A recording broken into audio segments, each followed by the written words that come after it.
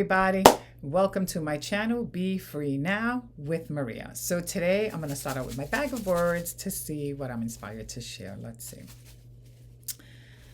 Alrighty. Oh my goodness. You know what's staring at me?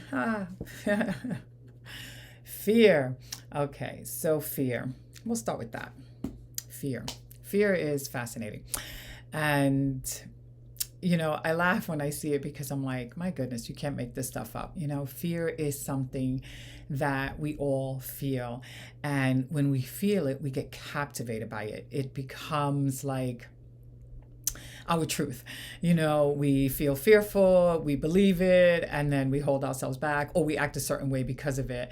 And the other thing that's coming to mind is, how I've heard it said before, which is that fear is the acronym for false evidence appearing real, which is so true. A lot of times, we come up with a thought in our head, we feel this fear and, we believe it and we're convinced, and sometimes, or at least I've had the opportunity to see, the flip side of that it was like, wait, it was bigger in my head than it really was, or I anticipated this and that never really even happened. So it was living more in my consciousness than in my reality, in my external reality, right? It was more internal than external.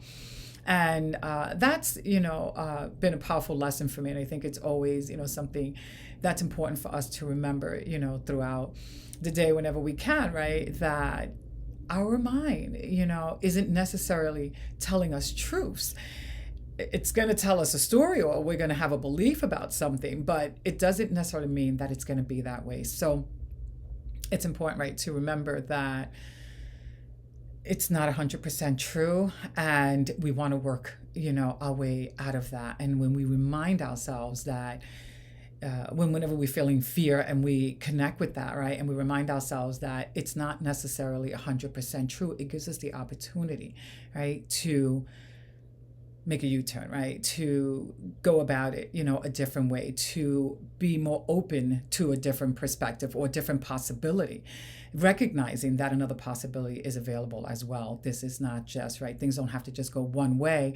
There are many, many different outcomes and many different ways that something can work out. We're just fixed on one and we're buying into it. So we want to kind of like bring ourselves out of that, mindset or that habit, because if not, right, fear really captivates us. And let's see, before I go any further, I also want to pick a card from this deck, the Four Agreements. I already shuffled it, and the card on top, let's see. Says, refuse to eat emotional poison. Love that. And, it just made me think of like, with fear, it creates emotional poison. That's really what came to my head when I read that. So that's why I laughed. And let's see, it says, taking things personally makes you prey for predators. They can hook your attention with one little opinion and feed you whatever poison they want. Refuse to eat poison.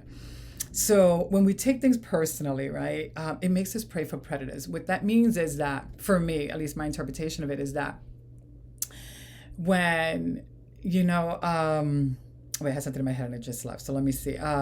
Personally, right, it makes you prey to predators. When we're believing, right, we're taking things personally and we're believing that story that we're telling ourselves, we then become more susceptible to becoming people pleasers, or it becomes easier for us to betray ourselves because we're taking things personally. We're going to try to make things better in some way, or we can also get angry and become defensive and then have, a conflict in our interpersonal relationships. So many things, right, can come from when we're taking things personally. We can lower our mood and spiral down emotionally as well. But whenever we're in that space, we are eating poison because we are believing stuff that is making us feel yucky or is having us show up a certain way that is not authentic. It's a way to try to stay emotionally safe, and we end up just depleting ourselves, or feeling frustrated.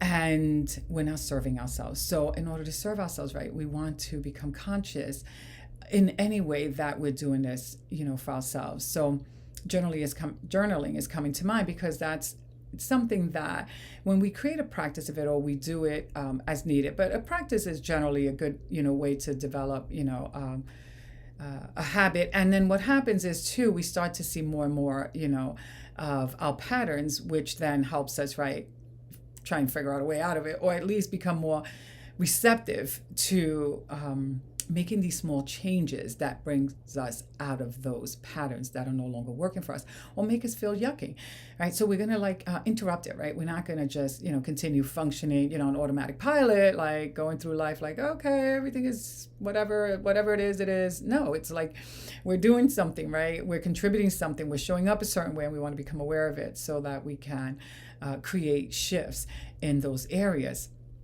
So journaling, it's pretty much a simple way of just allowing, right, our thoughts, to come to the forefront so that we can see them and address them. And there's many different ways, to journal. I mean, we can even dictate, if we're not able to, write with our hands, we can even dictate. So there's voice memo and so forth, but it's a way of bringing stuff to our conscious awareness, or releasing something, right, and being able to connect certain dots in our patterns and in our experiences so that we can create a shift. And last but not least, I'll also say that when we also connect, right, with something that feels true to our soul, or makes us feel more connected to our soul, and generally that's something that we refer to as spiritual or divine in nature, it tends to also help us feel more supported and less isolated, emotionally speaking. In other words, when we connect with a divine energy, right, or we can say, right, God, it's like it allows us to feel more connected. And that helps us as we're going along the journey of life, because it's more, in my personal belief, more authentic to who we really are, because I believe that our essence is divine in nature. And it also helps us break out of, our five senses, which can be so captivating, right, and create so much fear for us. And the more we step out of our five senses, right, and connect with something more expansive and more divine in nature, we're able to also move ourselves out of, these yucky spaces and these beliefs that are created with our five senses that aren't 100% true. So something also to consider. All right, so I'm going to end with that. I hope that this video has helped you in some way. If it did, please hit the like button and subscribe to my channel so that you can be notified when I upload further videos. All right, and have a good day. Bye for now.